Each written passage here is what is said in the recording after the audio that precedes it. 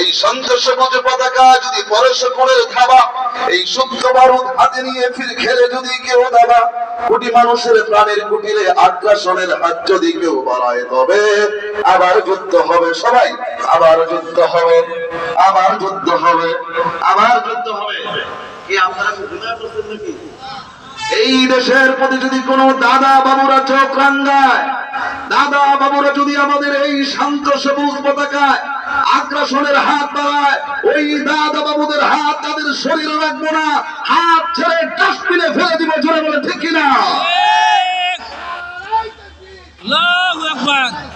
দাদা বাবুদের চোখ রাঙানিকে ভয় পাবেন না। তিন দিক থেকে দাদা বাবুরা আমাদেরকে বেষ্টন করে আছেন যে বাংলাদেশ মুহূর্তের মধ্যেই শেষ হয়ে যাবে। দাদা বাবুরা ধরলে আর বাঁচবার কোনো জায়গা নাই। আমাদের সাথে আছেন যিনি, জোরে বলেন তিনি কে? আল্লাহ। জোরে বলেন তিনি কে?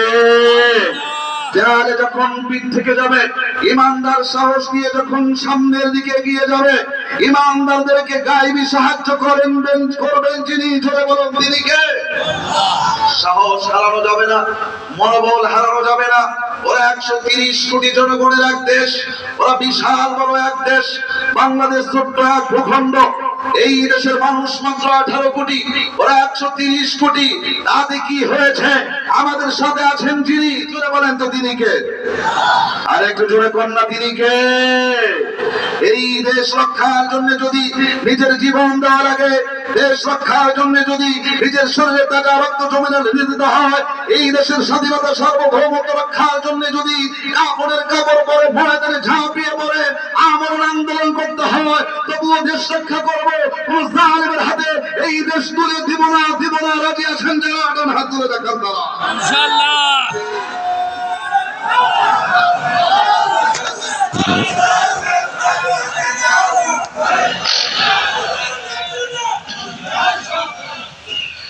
এই দেশের স্বাধীনতা সার্বভৌমত্ব রক্ষা করা দরকার আছে না নাই?